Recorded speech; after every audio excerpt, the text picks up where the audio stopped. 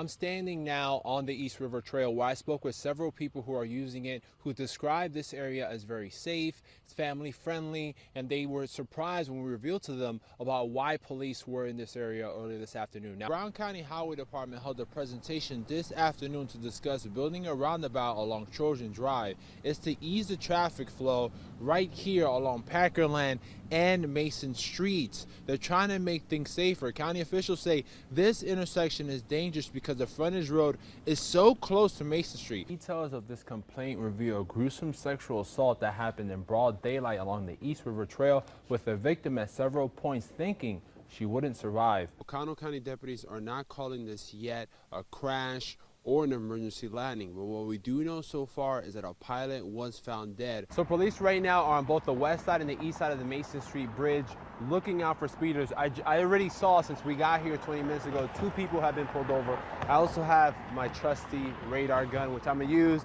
and I've been out here just looking at different car speeds. This guy right here, 30 to 35 mile per hour speed limit on this roadway. Let's see. Man, 45, oh, 46, look at this, 46. As you heard, Cammy, right here, Bucks in 6, everyone's excited, it's lit, it's a great environment. Everyone, okay, we got more people, and, uh-oh, there you go, don't go. Bucks in 6, it's exciting time here in Milwaukee. We're gonna send it right back to you to Newsreel reporting live in Milwaukee. Joshua Peguero, Action 2 News. Evening, thanks for joining us. Bill has the night off. New tonight, authorities are identifying the man and woman who were found dead inside an Ashwaubenon home. In a moment, we will share a statement just released tonight from the woman's family and from her co-workers. But first, in a First Alert update, Joshua Peguero spoke to neighbors who say seeing the crime scene was gut-wrenching.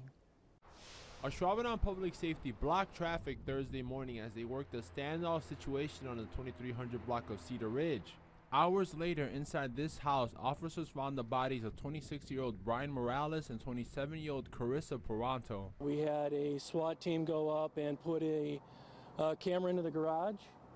Unfortunately, we were able to see that there were 2 deceased persons in the garage.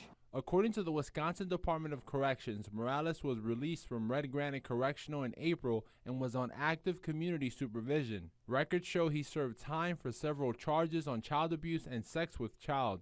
Ashwaubenon Public Safety say officers heard a scuffle in the garage upon arriving and then multiple shots. No officers fired their weapons and none of them were hurt. Residents of the complex on Cedar Ridge were evacuated until the situation was resolved. Some neighbors knew the deceased. From what I've seen, they were great people. They were really nice. They're kind to everyone in the neighborhood. They were overall just really good people. Officers spent hours at the home digging up evidence. The house has 4 units with 2 on the top and bottom, and there are 2 shared garages. Neighbors tell us they're surprised that something like this happened in the area. It's just sad to think that something so gut-wrenching can happen here. It's just sad. We're all in shock, all of us. Speechless. Everyone on the street pretty much knows each other in some fashion, if not by name, by acquaintance, by waving, everything else. It's a very quiet and nice neighborhood to live in. Now, just into our newsroom moments ago, we are also hearing from the family of Carissa Paranto. They sent a statement to Purveyor Health saying in part, quote, "Our family is deeply saddened as we mourn the loss of a truly amazing daughter, sister, and friend. Carissa was not only dearly loved by our family, but all of those whose lives she touched. Carissa was a bright and shining light to many and will be dearly missed." We also have a statement from the president and CEO of Purveyor Health, Dr. Ashok Wai, saying, quote, "Carissa Paranto was a beloved member of the Purveyor family." Cammy? Woman says there were angels traveling on Interstate 41 Friday night. She and several other Good Samaritans helped rescue a truck driver from a burning semi that jackknifed after reportedly being cut off by 2 cars.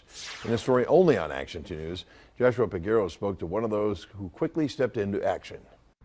Dawn Christensen was driving north on Highway 41 with her daughter and granddaughter when she witnessed a major wreck. I mean, the first thing I screamed was, "There's somebody in there.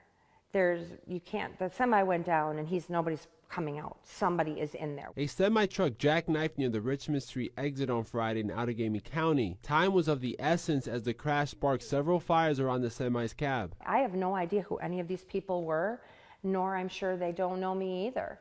We just all looked at each other and figured out we've got to save this guy. Immediately, Christensen says people sprung to action, including herself, to free the driver from the vice of disaster. Another truck driver grabbed a fire extinguisher to put out the flames, while 2 motorcycle riders and a crew of construction workers jumped in to free the trapped driver. We screamed 1, 2, 3, and they, God willing, they got it up just far enough for him to move his, get his hand out of there.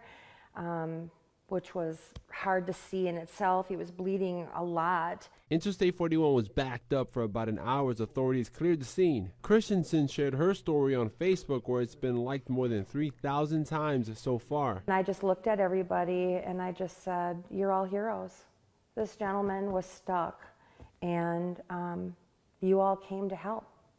And we literally witnessed a miracle. She has not heard back from any of those involved, but says this isn't about her. He had angels on his side, and it was a blessing. In Outagamie County, Joshua Peguero, Action 2 News.